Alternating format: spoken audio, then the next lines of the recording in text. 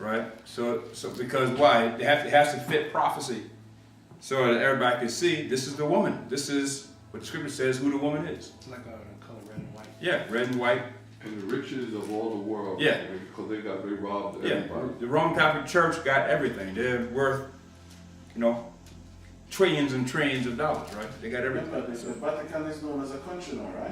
Huh? Yeah. The Vatican is known as a country. Yeah, it has its own diplomatic corps. Yeah, it's It richest It has its own coin. They coin their own money. And for Yeah, they have their own army, air force, policemen, right? It's a city within a city.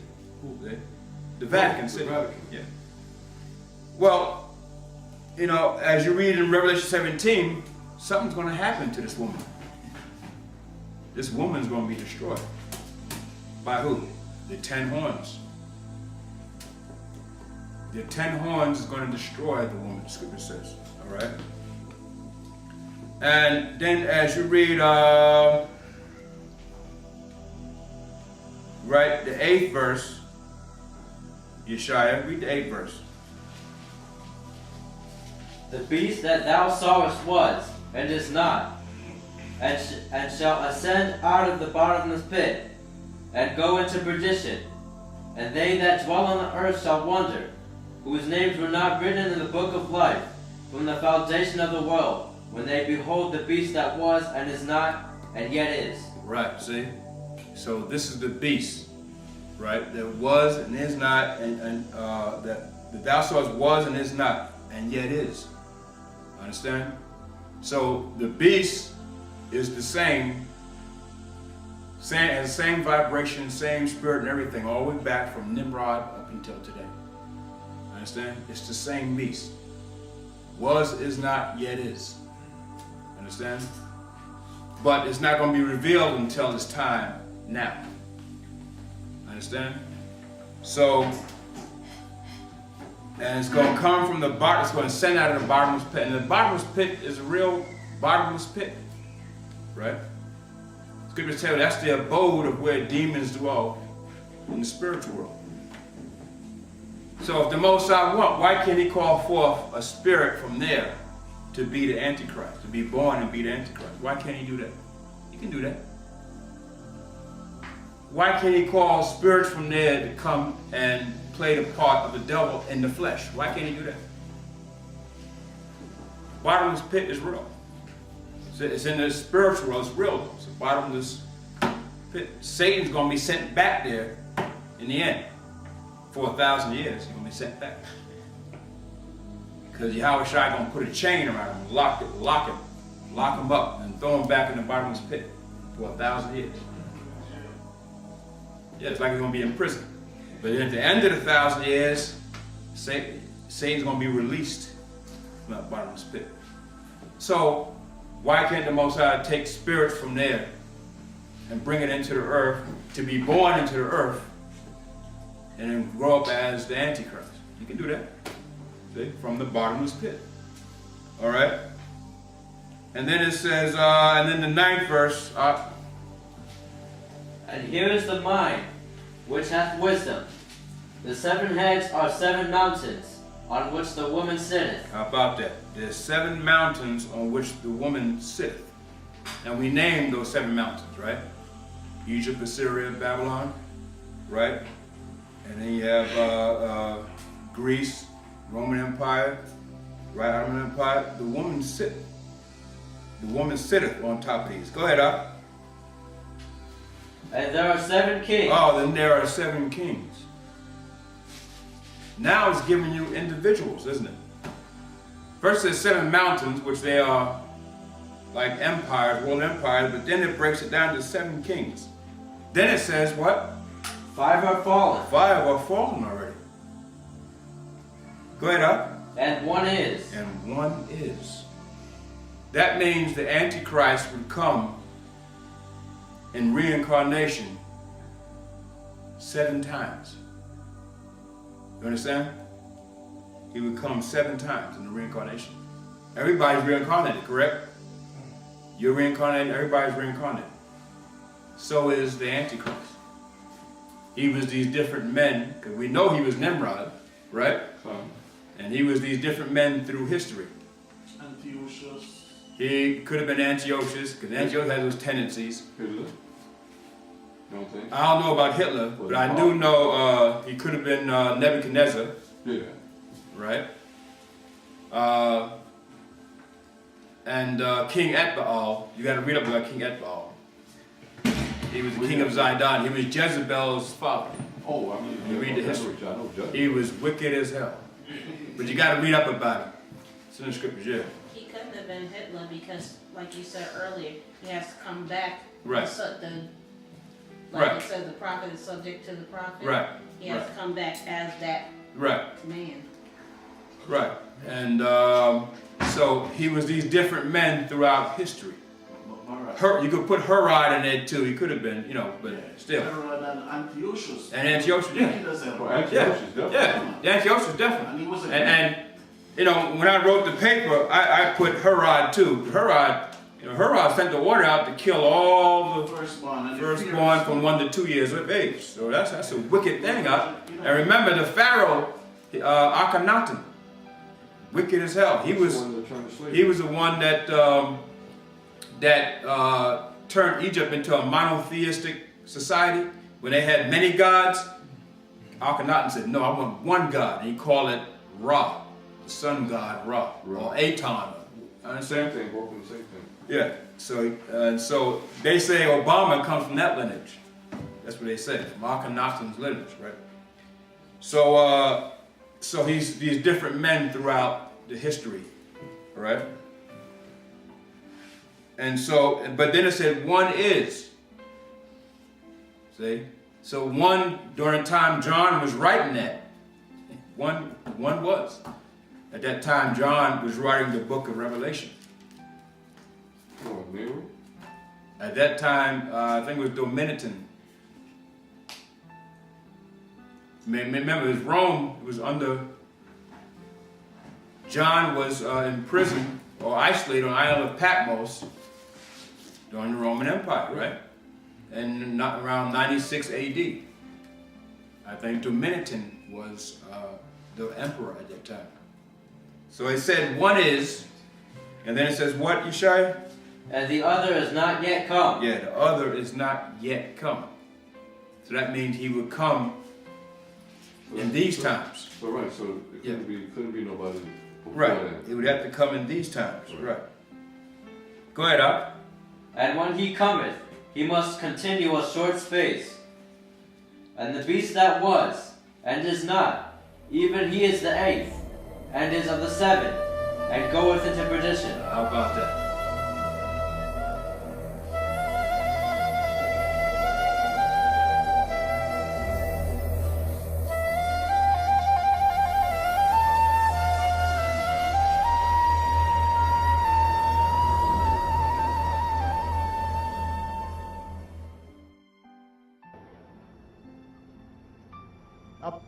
Part of the reason that you are here today, and part of the reason that folks have been coming out all across the country is, let's face it, all across America, people are tired of George Bush. They are tired of this administration.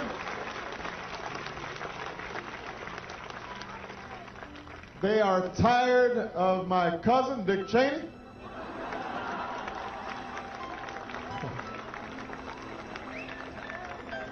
We had been keeping this under wraps.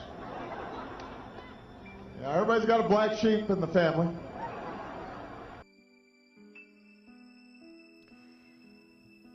A few years before she died, the famous American psychic Jean Dixon granted an interview to an Austrian journalist, during which she revealed some final details concerning the birth and ancestry of the so-called Antichrist, the prophesied charismatic leader of the coming world government.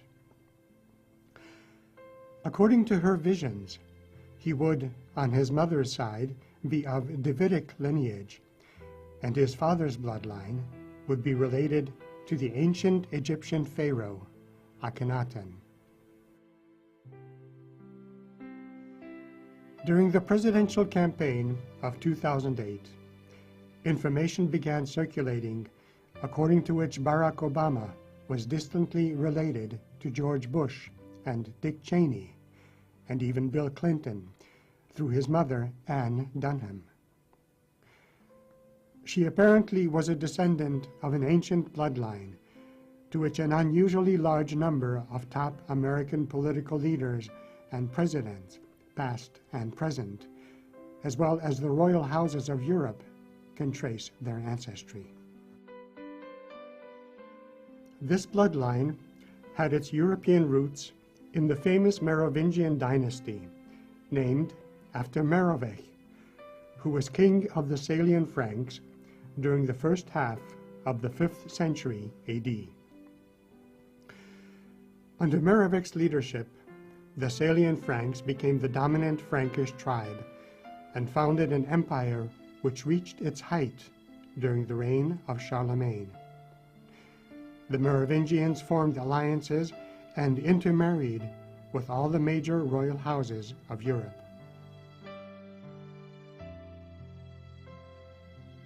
Another ancient legend claims that Jesus and Mary Magdalene were married, or were at least lovers, and that Mary was carrying their child at the time Jesus was crucified.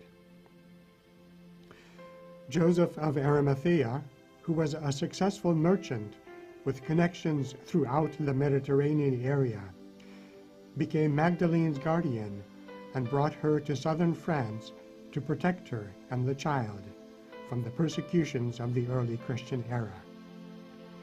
There, Mary bore a daughter who later married a prominent forefather of King Merovech.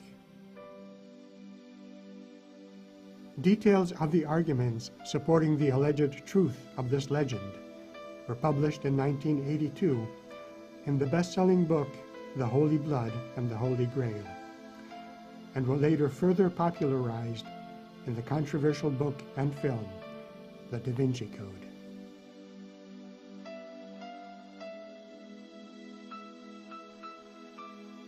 But what about Barack Obama's paternal bloodline? One of the president's great-grandfathers is said to have been a powerful leader of the Luo tribe, which moved into Kenya some 400 years ago. His grandfather was also a prominent tribal leader and one of the organizers of an insurrection against British rule in Kenya. This rare photo of him was taken in a British internment camp.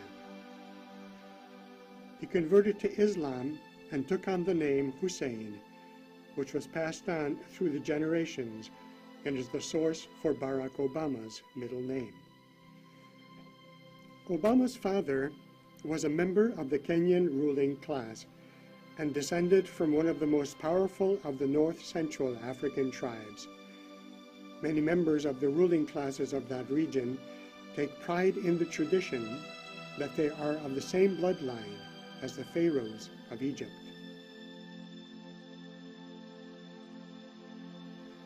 There is apparently some truth in this. In February of 2008, at the height of the American presidential campaign, National Geographic magazine published a feature article which threw light on this very connection. Pharaoh Akhenaten in particular had a black African mother, the Nubian queen Tiye. Nubia occupied the territory which today is part of Sudan. In ancient times, the area was a southern province of the Egyptian Empire.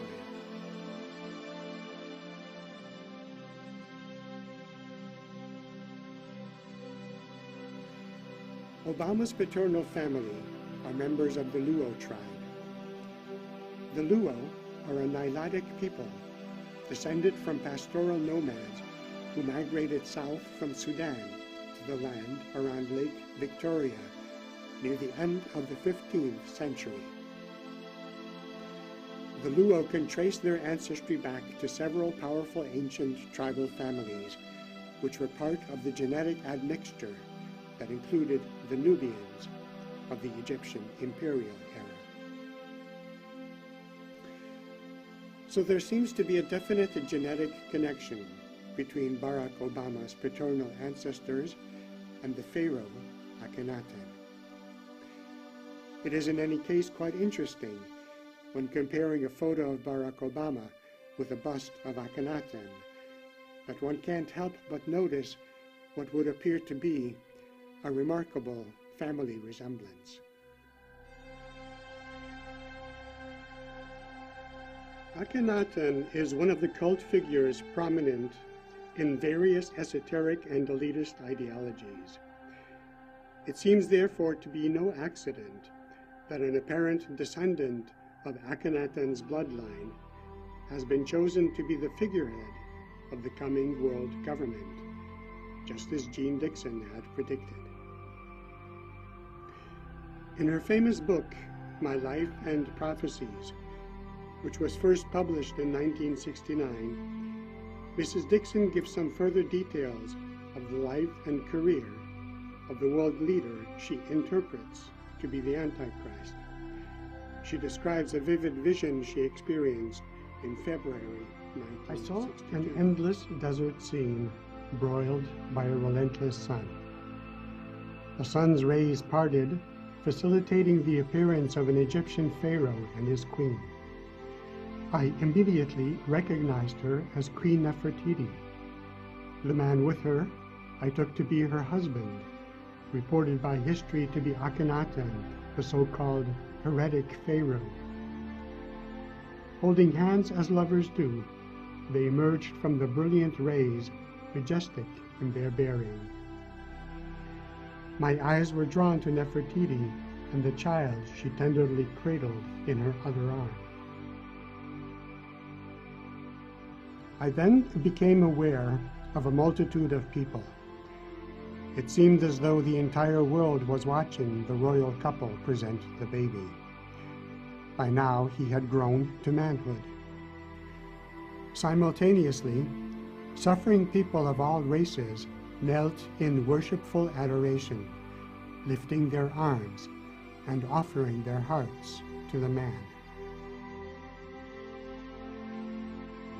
I became strongly aware of the tremendous and compelling force that went out from him, backed by the image of the rising sun, symbolizing the tremendous force at the disposal of this child who is to lead the world. I see the youth flock to him in much the same way that some of the youth today make their pilgrimages to their gurus. Like Christ, the Antichrist too will center his work around the city of Jerusalem. I saw humanity arrive at the Valley of Decision, a fork in the road where the child of the East made a sharp turn to the left. This moment marked the point of decision, for here everyone individually was given the choice of either following the child or going on, continuing to where the path became straight and narrow.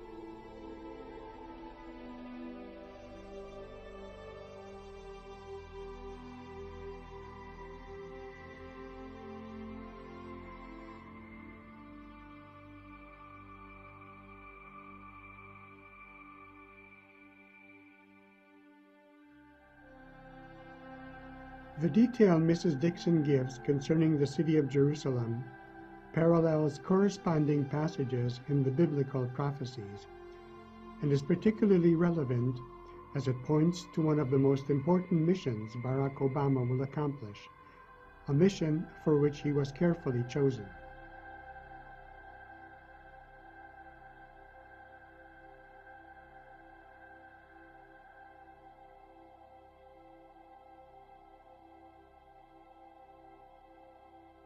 Many ancient traditions consider Jerusalem to be the center of the world. Palestine does have a very interesting strategic location at the crossing point of three main continents of the Northern Hemisphere: Europe, Asia, and Africa. It is no coincidence that all the past world empires, and later Napoleon and Hitler, considered the possession of it to be essential. Geographically, It even seems to be at the exact middle of the Earth's landmass.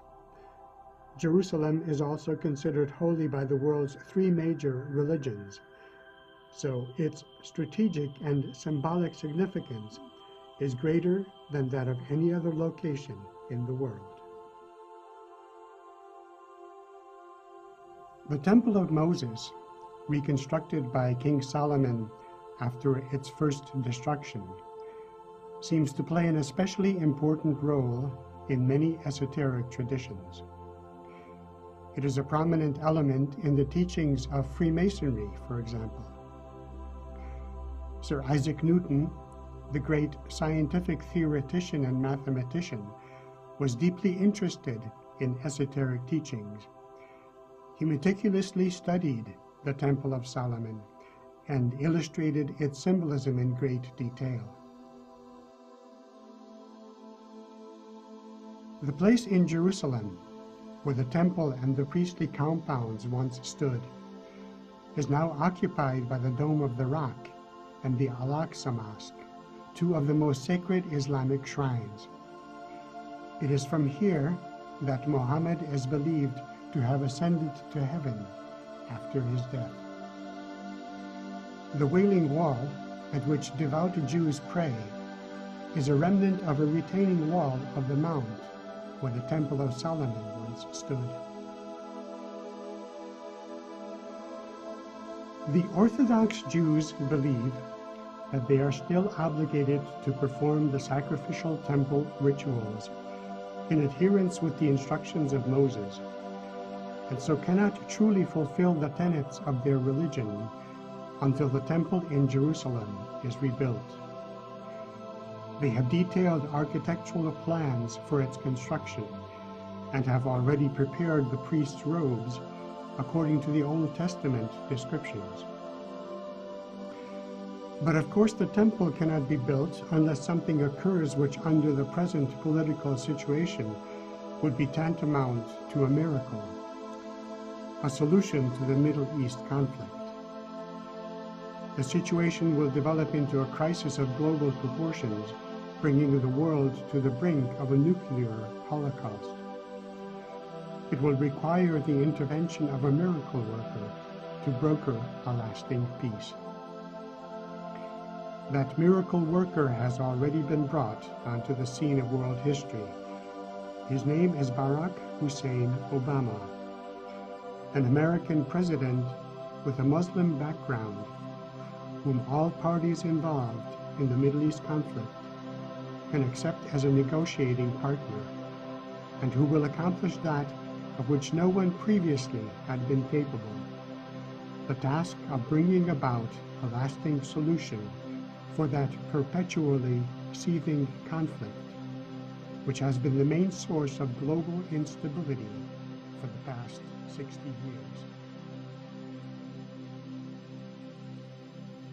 The last bone of contention in the peace negotiations will center around the question of the status of Jerusalem.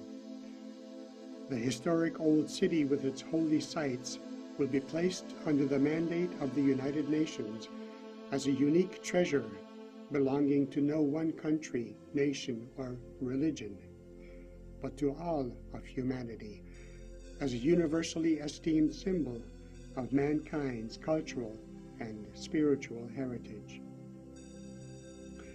A compromise will be reached, allowing all religions equal access to the holy places, and a site will be agreed upon where the Temple of Solomon can be rebuilt.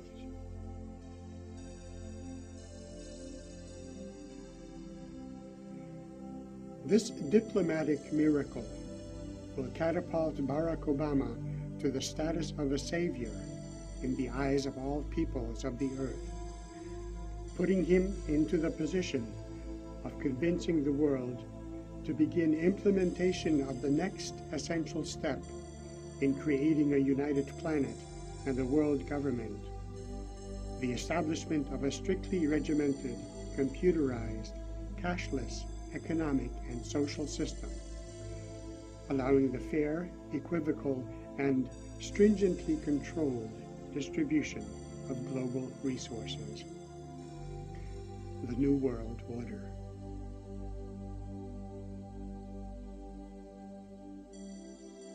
The biblical prophecies describe a 7-year period in connection with the Middle East peace treaty. Midway through this period, another critical political event will take place, marking the beginning of a final 3.5 years long global crisis, during which the human race will experience an intensely painful transformation, the birth pangs of the emerging golden age. So the seventh would be the Antichrist, but who would the eighth be? The resurrection of him, right? The eighth would be Satan himself. Understand? The eighth would be Satan himself. He would, the resurrection, or when he's killed by the sword, the Antichrist, then Satan fall from heaven, he'd come into the body. He essentially becomes the eighth. See? Because he's of the seven. Right, that's it. Okay, so Understand? See? So these are really individual men. It goes from world empires, and the Lord Most High is showing you that it's going to come down to these individuals, and they're going to play that part throughout history. See?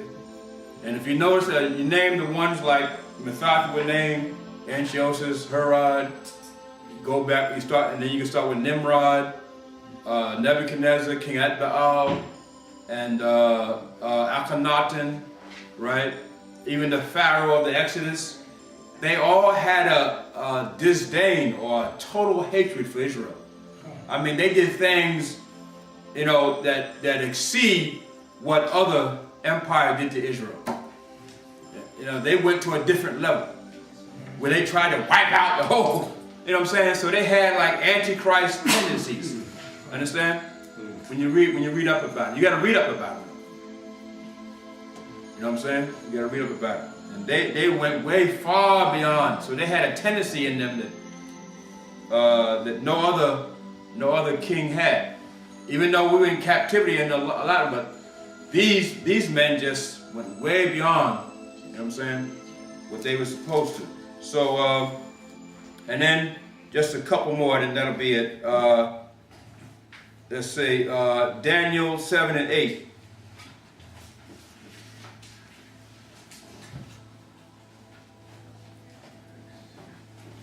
what's that Roman king again you said? Dominican? Dominican. Yeah, check him out. He's Edomite or? He would be one of the Caesars. Right, I understand. Or one of the Caesars, I believe. Daniel 7 and 8. Read that, Yeshaya. Daniel chapter 7 verse 8. I considered the horns, and behold, there came up among them another little horn. That's the Antichrist. Remember the 10 horns? Notice how Daniel and John are seeing similar visions. But Daniel seen his in around the 5th century BC, while John seen his in AD 96. So what Daniel didn't see, the Most High showed John the completion of it. But Daniel did see the vision of the 10 horns and all that too, and he did see the Antichrist. Because he said, I considered, right, the 10 horns, right? I considered the horns, and behold. In other words, while he's in the vision seeing the 10 horns, he said, behold, there's another one that's coming up amongst them that's different. They're not like the regular horns. This horn is different. So he called him another little horn. Go ahead, Al. Before whom there were 3 of the first horns plucked up by the roots. Yeah, that means as the little horn, the Antichrist, is being groomed to be the leader of this global world, 3 of these horns, the 10 horns, are going to try to take him or take him over. He's going to pluck them up and destroy them, and then replace those 3 with another 3. All right. Now I know back before, when we were coming up, we were taught that this was talking about America and how America got, how they got this land. from the British and the French and the Spanish, those 3 horns. I mean, yeah, it played out as that. But remember, it played out as empires or ruling nations first, ruling countries first. But then it's going to play out individually. Understand? Because when America came here, 13 colonies, right? And they established themselves, they had to what? Fight the British, they had to fight the French, and they had to fight the Spanish. They had to pluck them up and then take over America, ultimately, right? So you can look at it as that, yeah. But here it's also saying another little horn. See? And remember, and then John expounds on it even further. And these horns had crowns. See? Individual men. So this little horn, this Antichrist, is going to pluck up 3 of them because they're going to try it. They're going to try to take them over. Right? But the little horn ain't going to let it happen. The Antichrist ain't going to let it happen. He's going to destroy those 3 and then replace them with somebody else. Go ahead, Al. And behold, in this horn were eyes like the eyes of a man. See? Now why does it say that? What's the clue it is giving us?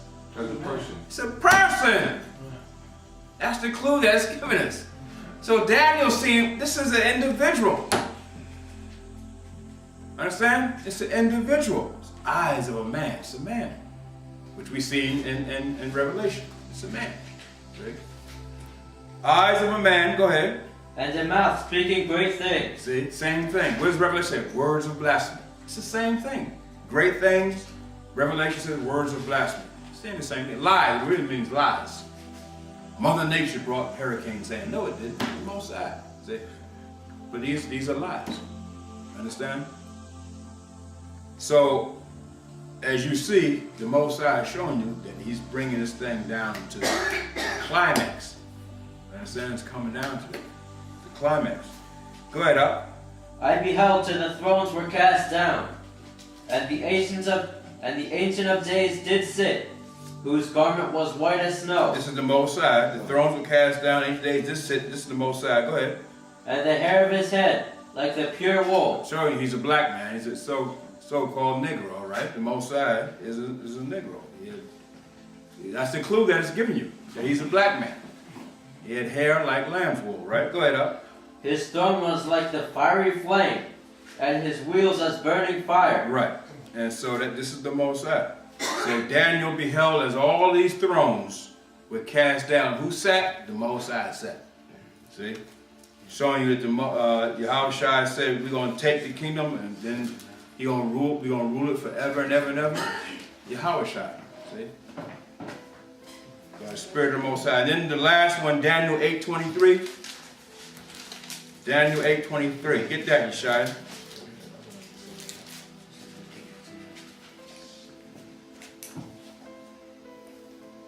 (23rd verse). Daniel chapter 8 verse 23. And in the latter time of their kingdom, when the transgressors are come to the full, a king of fierce countenance and understanding dark sentences shall stand up. Right, see? In the latter time of their kingdom. Whose kingdom? Satan. Right. See? But as you know, if you read above that, it's telling you about Grecia, the great horn of Greece, which is Alexander the Greek. Right? Because it pretty much, Esau's society pretty much starts with the Greek Empire. But it said in the latter time of their kingdom, talking about now, this is the latter time of their society, right? So, a king of fierce countenance, understanding dark sentences, showing you that they're going to know the Bible, see? They're going to understand things on a high level. Understand what the Bible says, art thou wiser than Daniel? So that's what the Most High said. Art thou wiser than Daniel? Yes. Esau he knows the Bible, he knows scriptures, he has understanding. Man, this man changed times and laws. Understand? I mean, his science is far beyond that which any nation has even thought of from ancient time until now. The problem is on the left-hand side, it's wicked as hell. See? So, but they have understanding in dark sentences, and shall stand up. Meaning using that understanding, you're going to stand up above people and rule people. That's what it means. Go ahead, up. And his power shall be mighty. Yes, his power shall, because look at his military. And look at all the science and all the politics and the economic power that's behind him. He has everything behind him. So go ahead, up. But not by his own power. Yeah. Remember it said that in Revelation? Who gave him his power and seat and great authority? Satan. Go ahead, up. And he shall destroy wonderfully. He shall destroy wonderfully, see? And that's what's coming, brother. He's going to destroy wonderfully. Killing is not going to be nothing to the Antichrist. I mean, even now, they kill, they're killing babies, they're killing women in these Arab countries. And, you know, they don't show it on the news, but it's what they're doing. They're blowing up whole houses of people. Don't care who's in it. See? So you don't think they will kill Israelites? Yes, they will. Go ahead, up.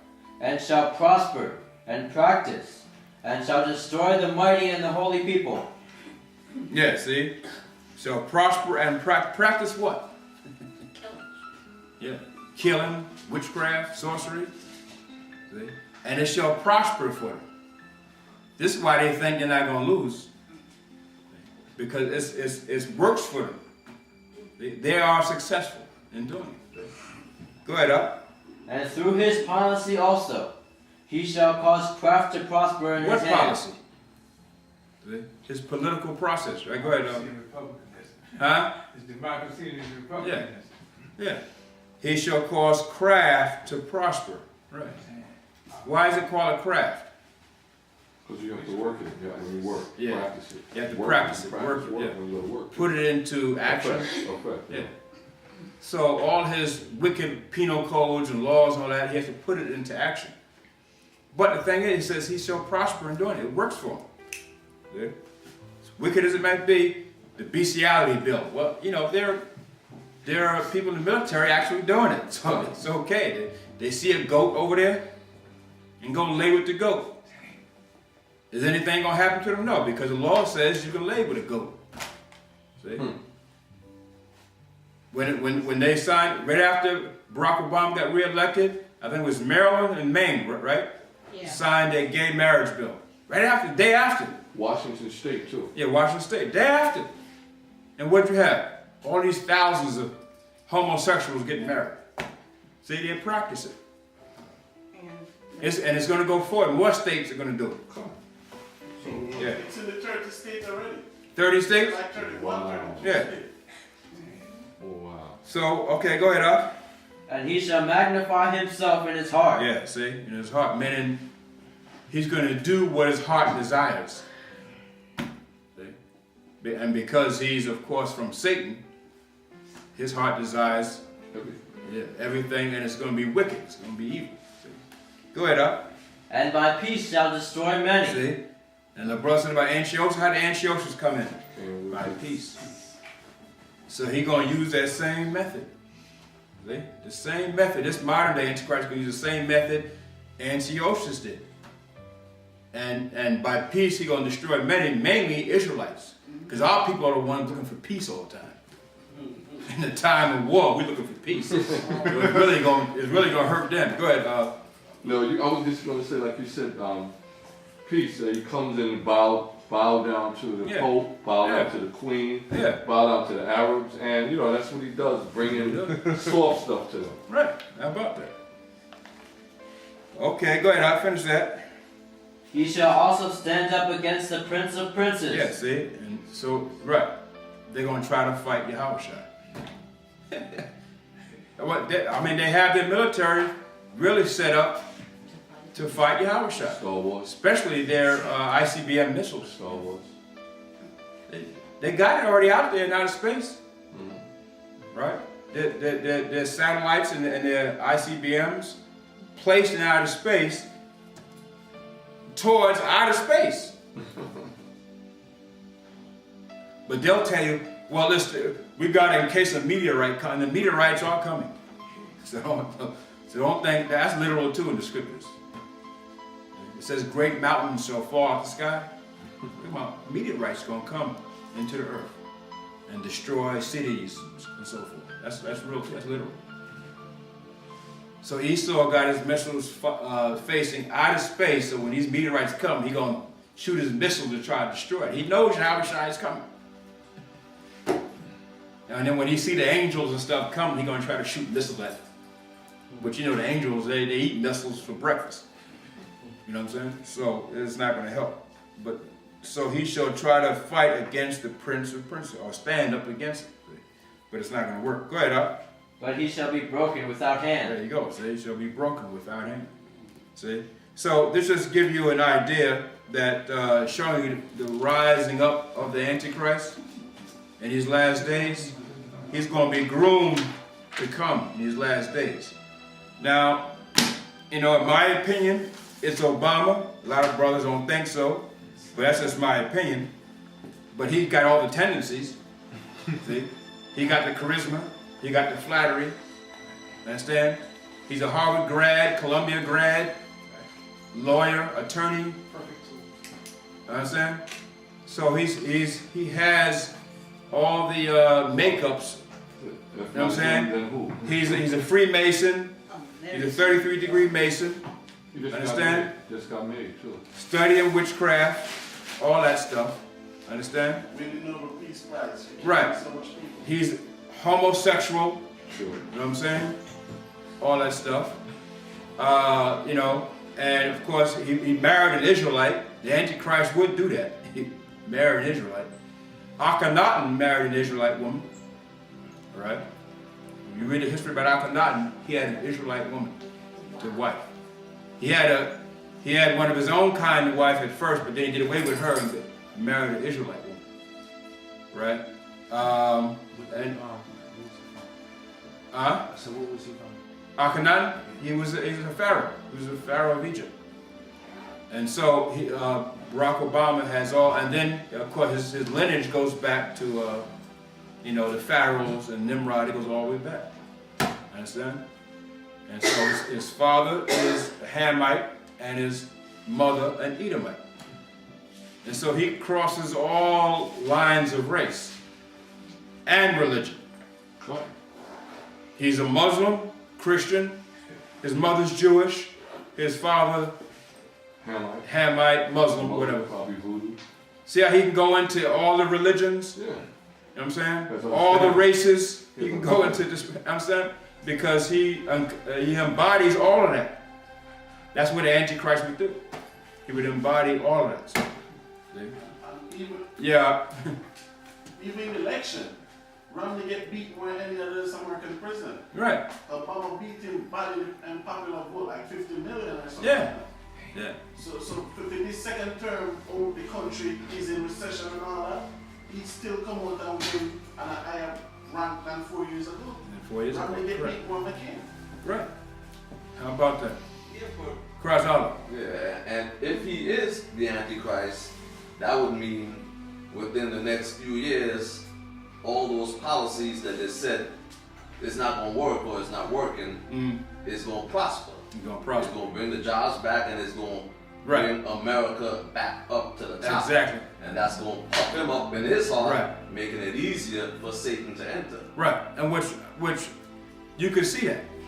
It has to seem like it's going to work. Those policies, he's bringing the economic policies and so forth. It have to seem like it's going to work for America.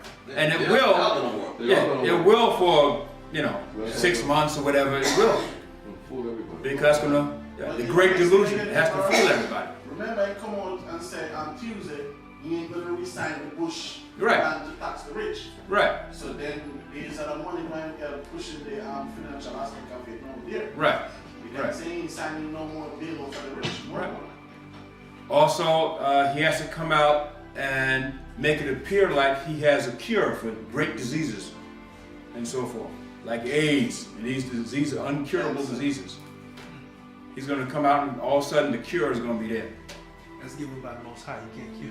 Yeah. Yeah, but now you said you're going to get power, but you're going to be eligible for it once you take the chip. There you go. How about that? The chip is going to be the key to eligible for what? The cure for AIDS. The chip. But you got to take the chip first. Yeah. They always had the cure. Yeah. But now they're going to make you take your chip first if you want the cure. So well. So, and the cure for a lot of other things. You know what I'm saying? Cancer. Yeah, all that stuff. They're gonna make bodies back to- See? So, that's why we got to trust in the Most High. Okay? So with that, brothers, Shalom. All right. I have a question. Where you mentioned about this black hole? Where's the black hole? So that's okay. Go ahead. Yeah. Well, yeah. Well, you're not going to read that.